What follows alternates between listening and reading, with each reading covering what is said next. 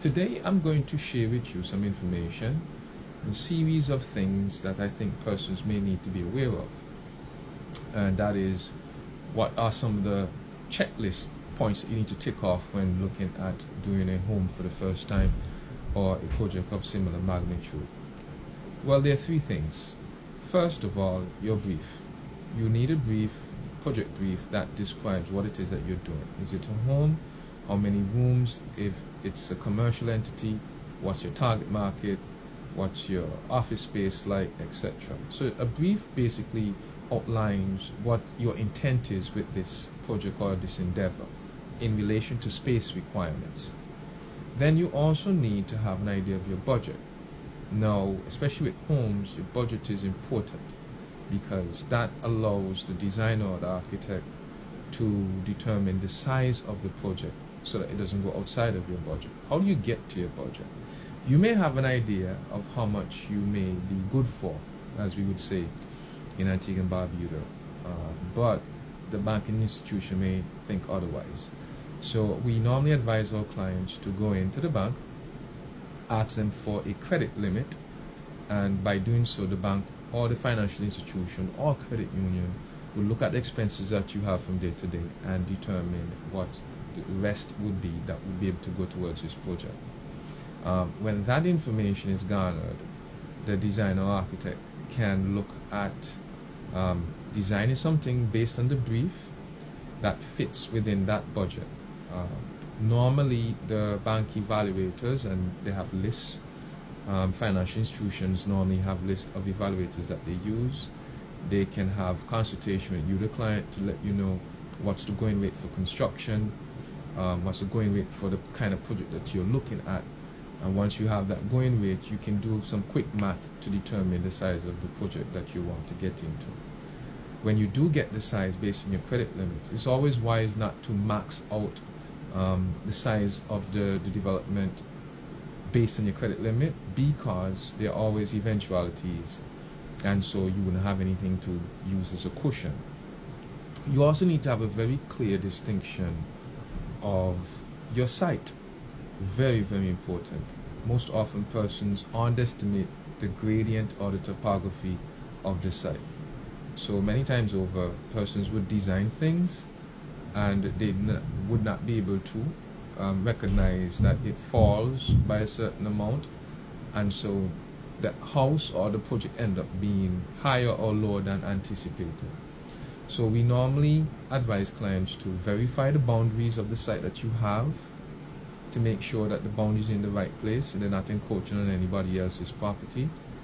We would normally ask that you do a topography plan, especially in the case where it looks even slightly sloping, as we would say, but it can be very, very deceiving.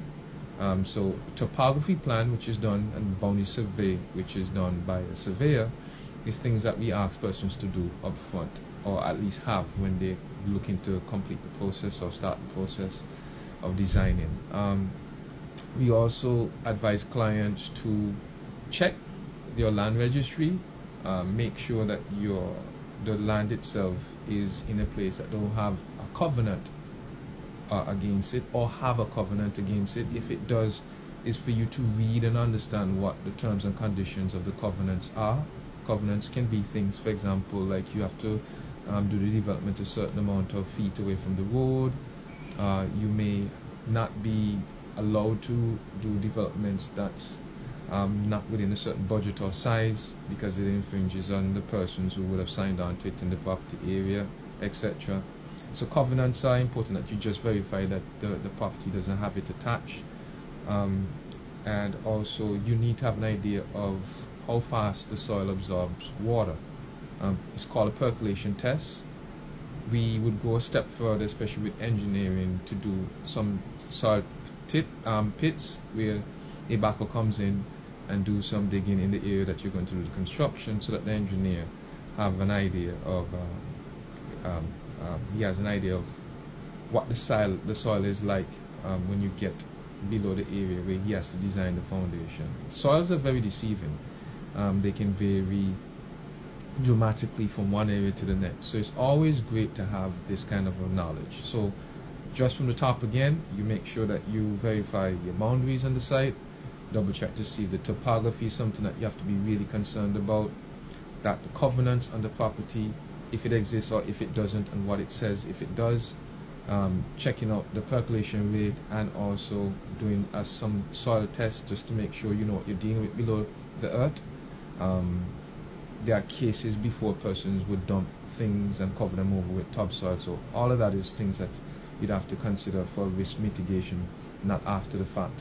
You want to make sure you have your budget sorted out in terms of your credit limit, so whatever you're designing fits your budget, and that also entails really sitting down and looking at each room of the project that you're going to do and determine what your fixtures are, your finishes, your tiles, your lighting, your doors, etc. So when you price that, it reflects what it is you can afford, and if it goes beyond, how you can reduce that, or look at redesigning, or look at re-specifying some of the things you have in there, and making sure that the brief fits what it is that you want. Everybody's different, each business model may be different, so the spaces should reflect who you are and what it is that you're trying to accomplish as a person, especially with climate change, where you have to try and make everything now climate resilient.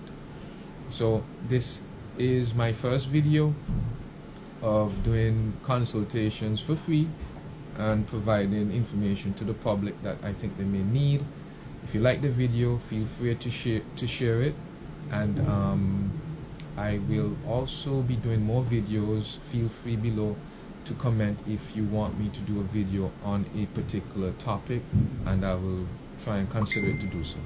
Thank you for the time, and this has been a great experience. Thank you.